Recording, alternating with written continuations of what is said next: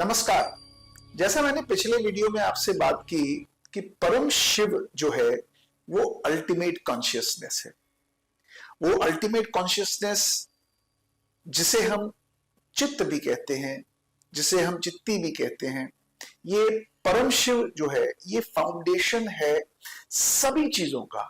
जितनी चीजें हम दुनिया में मैनिफेस्ट होते हुए देख रहे हैं, उन चीजों की जो सारी मैनिफेस्टेशन है वो इसी परम शिव, जिसे चित्त भी कहते हैं या कॉन्शियसनेस भी कहते हैं, अल्टीमेट कॉन्शियसनेस। हम कॉन्शियसनेस इसे ठीक ठीक नहीं कह सकते, क्योंकि कॉन्शियसनेस के बगैर कोई और शब्द समझ में आ नहीं रहा। क्योंकि कॉन्शियसनेस भी एक अप्रोप्रिएट वर्ड नहीं है चित्त को एक्सप्लेन करने में। क्योंकि कॉन्शियसनेस को जब हम बोलते हैं तो उसमें भी द्वैत है, ड्युअलिटी है। ड्युअलिटी इसलिए है क्योंकि कॉन्शियसनेस का मतलब है I am conscious of something. Means ये जो आई एंड समथिंग है ये दो चीजों को क्रिएट करता है, यानी एक आई भी है और एक समथिंग भी है, तब जाके कॉन्शियसनेस बनती है। परंतु कश्मीर शैविज्म में कॉन्शियसनेस ड्यूअल नहीं है, वो नॉन ड्यूअल है। यानी उसमें नोअर, नोन और नॉलेज ये तीनों एक ही है। यानी जानने वाला, क्या जानना है और क्या जानना है, ये तीनों चीजें एक ही का स्वरूप है। तो इसलिए कॉन्शियसनेस को जब हम समझते, जब हम शब्द कॉन्शियसनेस का इस्तेमाल करते हैं तो कॉन्शियसनेस का मतलब चित्त, और चित्त का मतलब वो अल्टीमेट अवेयरनेस जिसके अंदर नोअर भी है, नोन भी है और नॉलेज भी है। कश्मीर शैविज्म में इसे प्रमाता, प्रमेय और प्रमाण के रूप में अंकित किया गया है। यानी प्रमाता इज द नोअर, प्रमेय इज द known and प्रमाण is the knowledge.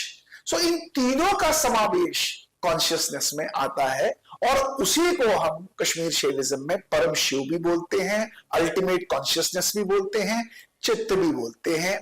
और इसी चित्त का जब विस्तार होता है, इसी चित्त का जब एक ट्रांसफॉर्मेशन होती है तो वो यूनिवर्स का रूप लेती है, वो मैनिफेस्ट होती है इन डिफरेंट फॉर्म्स। वो मेरे रूप में मैनिफेस्ट होती है, आपके रूप में मैनिफेस्ट होती है, वो सेंटिएंट, इनसेंटिएंट बीइंग्स के रूप में मैनिफेस्ट होती है। और ये विस्तार उसी चित्त से, उसी अल्टीमेट कॉन्शियसनेस से होता है। ये जो परम शिव है ये द्वैत के भी परे है। यानी इसमें मैनिफेस्ट और अनमैनिफेस्ट दोनों का समावेश है। इसमें एक इतना बड़ा फील्ड है जिसके अंदर जो पूरी यूनिवर्स की जो डाइवर्सिटी है वो समाहित है। यानी वो डाइवर्सिटी भी इसी कॉन्शियसनेस का एक पार्ट है। और इस अल्टीमेट कॉन्शियसनेस में, इस परम शिव में क्रिएटर और क्रिएशन के बीच में कोई डिफरेंस नहीं है। क्रिएटर ही क्रिएशन है और क्रिएशन ही क्रिएटर है। सो इसलिए जब हम कहते हैं आई एम शिवा, तो इसका अर्थ ये है वो शिव जो अल्टीमेट कॉन्शियसनेस है, वही जब डिसेंड होके एक जीव के रूप में आता है, यानी मैं जब मैनिफेस्ट होता हूं तो मैं उसी की मैनिफेस्टेशन हूं, मैं उसी का प्रतिबिंब हूं। यानी मैं भी वही शिव हूं, परंतु किन्हीं कारणों से मुझे वो अवेयरनेस नहीं है। और इस आई एम शिवा पुस्तक में हम उसका अध्ययन करेंगे कि हमें वो चीज दिखती क्यों नहीं है, वो चीज देखने में एक जीव असमर्थ क्यों है, वो जीव इस चीज के लिए असमर्थ क्यों है कि वो अपने आप को शिव नहीं देख पाता।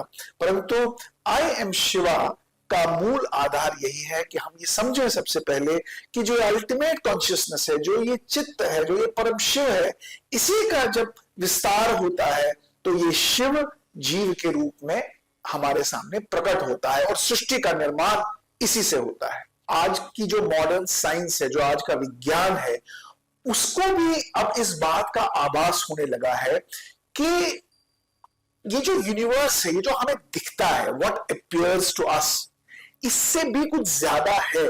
हमें ठीक ठीक जो चीज दिख रही है वो एग्जैक्टली वही नहीं। मतलब modern science has also found that there is more behind what appears to अस।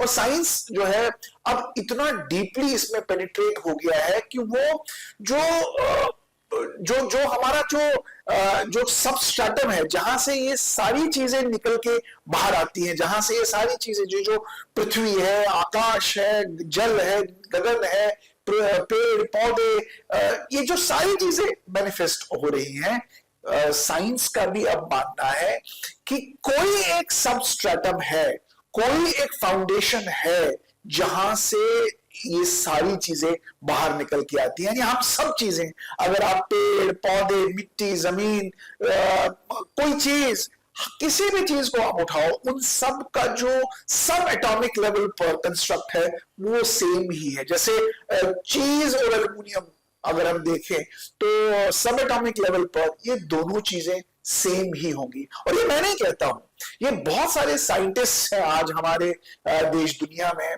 जो वेस्ट में जिन्होंने इसका अध्ययन किया है, जैसे जॉर्ज बर्कले है, जॉन व्हीलर है, निक बॉस्ट्रॉम है, इसी तरह से डोनाल्ड हॉफमैन है और नील बोर है। इन्होंने अपने अध्ययन में ये पाया और सबने कहा कि जो हमें दिखता है वास्तव में वो नहीं है। मतलब उनका कहना है कि universe is not real, or in the conventional sense that the universe is not real, तो फिर रियलिटी है क्या? तो उनका कहना है कि रियलिटी जो है वो ऑब्जर्वर डिपेंडेंट है, यानी उसमें जो ऑब्जर्व कर रहा है उसके ऑब्जर्वेशन पर डिपेंड करता है कि उसे रियलिटी कैसे दिखती है। यानी कॉन्शियसनेस जो है हमारी, वो कॉन्शियसनेस, वो अवेयरनेस, वो एक सेंट्रल रोल प्ले करती है in perceiving, in understanding the reality. और यूनिवर्स उनके हिसाब से यूनिवर्स जो है ये एक प्रोजेक्शन हो सकती है, या ये एक सिमुलेशन का भी रूप है जो इस पूरे ब्रह्मांड में ये कॉन्शियसनेस प्रोजेक्ट कर रही है। डोनाल्ड हॉफमैन ने इसके ऊपर बड़े विस्तार से लिखा हुआ है कि एवोल्यूशन, क्योंकि जब हम ये सवाल पूछते थे हमें दिखता क्यों नहीं है, तो डोनाल्ड हॉफमैन ने उसमें बड़ी ब्यूटीफुल चीज कही है कि उनका कहना है कि evolution has shaped our perception of reality. क्योंकि इतने मिलियंस ऑफ ईयर्स से जो एवोल्यूशन चला आ रहा है, उस एवोल्यूशन ने हमारे रियलिटी के परसेप्शन को ही चेंज किया है, which is not accurate, and what we perceive reality is more than that. So it's उनका वो एक टर्म यूज करते हैं जिसको वो कहते हैं यूजर इंटरफेस। उनका मानना है कि एक यूजर इंटरफेस है जो हमारे सर्वाइवल के लिए डिजाइन हुआ है। जैसे मैंने कंप्यूटर की एग्जांपल ली कि हार्डवेयर और सॉफ्टवेयर ही कंप्यूटर नहीं बनाता, उसके पीछे जो ऑपरेटिंग सिस्टम है वो कंप्यूटर की फंक्शनैलिटीज को रन करता है। इसी तरह से उनका मानना यह है कि देयर इज एन इंटरफेस जो हमें ये नहीं देखने देता कि पीछे जो कॉन्शियसनेस है वो कैसे काम कर रही है। हमें दिखता है पेड़ है, पौधा है, नदी है, पहाड़ है, मैं हूं, आप है, और इसलिए हमें लगता है कि मैं और आप है, मैं और ये है, तो हमें ये ड्युअलिटी दिखती है। लेकिन डोनाल्ड हॉफमैन का मानना है कि इसके पीछे भी बहुत कुछ है जो इस सबको चलाता है। और यही कश्मीर शैविज्म की सबसे बड़ी ब्यूटी है कि वो हमें इस नेचर ऑफ रियलिटी की ओर अग्रसर कराता है। वो हमें ऐसे ऐसे तरीके बताता है कि कैसे हम उस नेचर ऑफ रियलिटी को समझें, अंडरस्टैंड करें। और यही कश्मीर शैविज्म है। कश्मीर शैविज्म उस अल्टीमेट कॉन्शियसनेस को समझने की एक प्रक्रिया है जिस अल्टीमेट कॉन्शियसनेस से आप, मैं, हम सब क्रिएट होते हैं और हम सब इस मैनिफेस्टेशन का हिस्सा बनते हैं।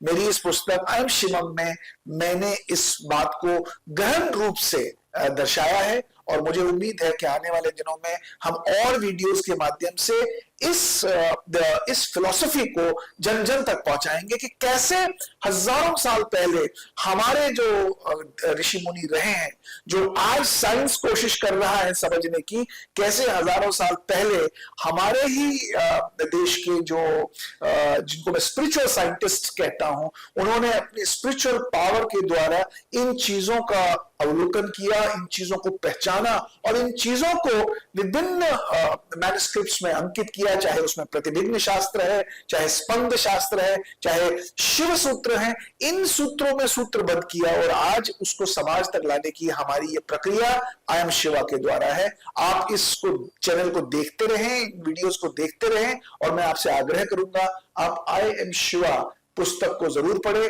आने वाले वीडियोस में हम बताएंगे कि कैसे ये अल्टीमेट रियलिटी कैसे ये डिसेंड करती है और एक शिव से जीव के रूप में आती है, और कैसे एक जीव को असेंड करना है, कैसे हमारा ऑब्जेक्टिव है, कैसे हमारा गोल है कि हम उस शिवत्व को प्राप्त हो, और उस एसेंस के लिए किन प्रकार के उपायों को दर्शाया गया है। देखते रहें। I am Shiva. नमस्कार।